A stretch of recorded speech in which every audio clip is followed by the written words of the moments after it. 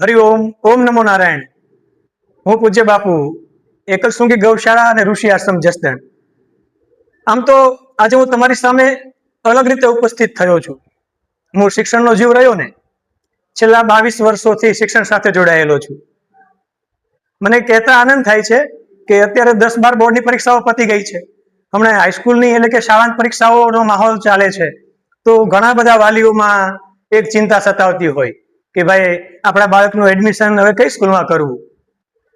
20-22 વર્ષના અભ્યાસને આધારે જસદણ વિસ્તારનો માહોલ જોતા હું તમને એક સ્કૂલ સજેસ્ટ કરું છું.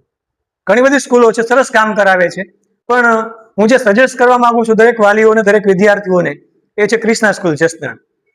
પણ તમને સવાલ થશે કે ક્રિષ્ના જ કેમ?